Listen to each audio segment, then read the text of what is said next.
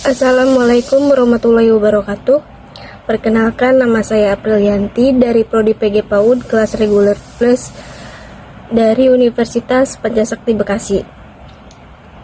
Di sini saya akan menjelaskan mengenai hakikat emosi dan teori-teori para ahli yang merupakan tugas UTS dari mata kuliah Emotional Intelligence dengan dosen pengampu Ibu Lia Kurniawati MPD.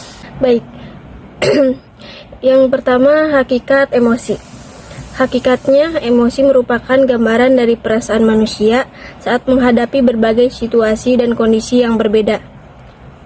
Kata emosi berasal dari bahasa Latin yaitu emovere, artian ex luar, dan movere bergerak. Arti kata ini menyiratkan bahwa kecenderungan bertindak merupakan hal mutlak dalam emosi. Pada hakikatnya, setiap orang itu mempunyai emosi. Contohnya, bangun tidur pagi hari sampai waktu tidur malam hari. Kita mengalami macam-macam pengalaman yang tidak menimbulkan berbagai emosi pula. Pada saat pagi bersama keluarga, misalnya kita merasa gembira atau dalam perjalanan menuju kantor. Menuju kampus, kita merasa jengkel karena jalanan macet. Sehingga setelah tiba di tempat tujuan, kita merasa malu karena datang terlambat. Semua itu merupakan emosi kita. Dalam buku psikologi yang ditulis Atkinson 1983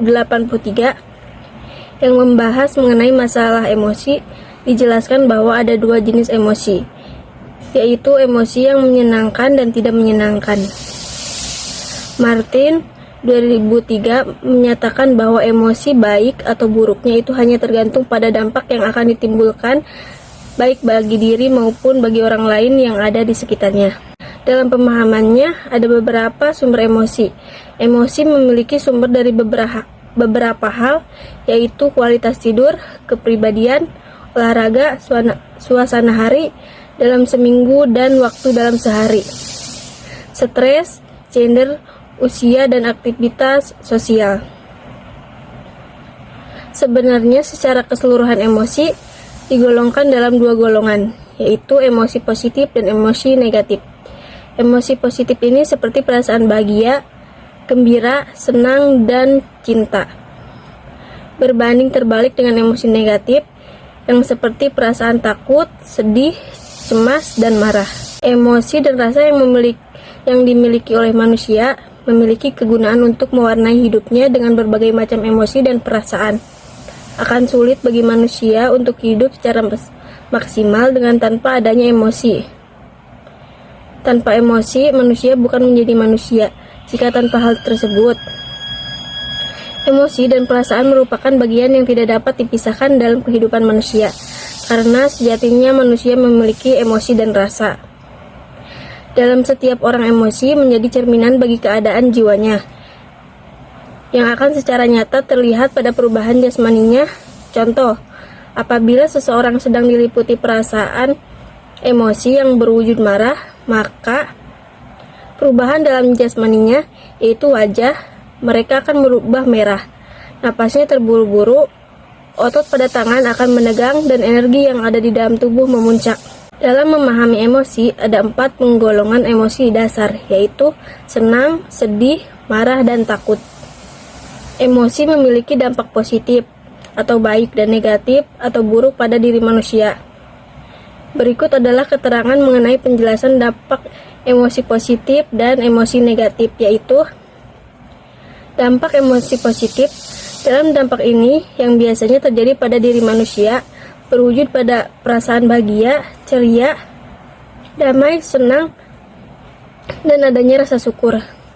Hal ini biasanya menjelaskan sebuah evaluasi diri atau perasaan yang menyenangkan dan menguntungkan. Dampak emosi negatif. Dampak dari emosi negatif biasanya perasaan menangis, marah, kecewa, sedih, benci, dan lain-lain. Biasanya emosi ini menunjukkan sebuah evaluasi diri atau adanya perasaan yang merugikan. Pengertian hakikat emosi menurut para ahli. Menurut George Miller, emosi adalah pengalaman seseorang tentang perasaan yang kuat dan biasanya diiringi dengan perubahan-perubahan fisik dalam peredaran darah dan pernapasan. Biasanya juga dibarengi dengan tindakan-tindakan pemaksaan. 2. Menurut Daniel Goleman,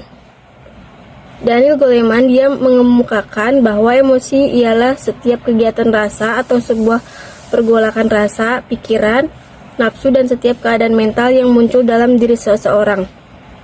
Daniel mengemukakan rasa emosi itu menunjukkan pada pemikiran atau rasa yang khusus dari keadaan psikologis dan biologis yang menimbulkan kecenderungan untuk bertindak. Menurut Mayer, orang cenderung menganut gaya-gaya khas dalam menangani dan mengatasi emosi mereka, yaitu sadar diri, tenggelam dan permasalahan, dan pasrah. 4. Pengertian emosi menurut Engels.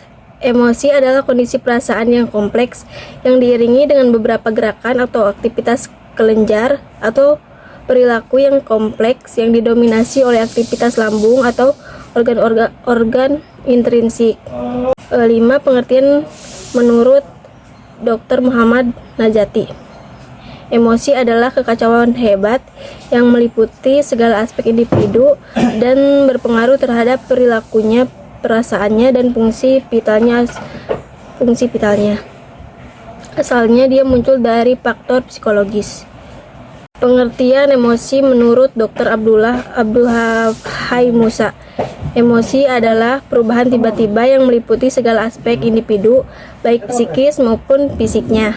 7. Pengertian emosi menurut Stanley. Emosi adalah pondasi utama yang melandasi kelahiran dan perkembangan kekuatan mental. 8. Kelainan.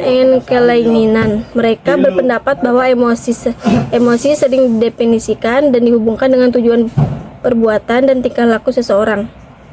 Emosi dapat didefinisikan juga sebagai sebuah feeling atau perasaan. Bentuk perasaan yang ada pada manusia seperti kenikmatan, marah, sedih, dan masih banyak lagi. Perasaan ini muncul dari adanya dorongan dari keadaan sekitar.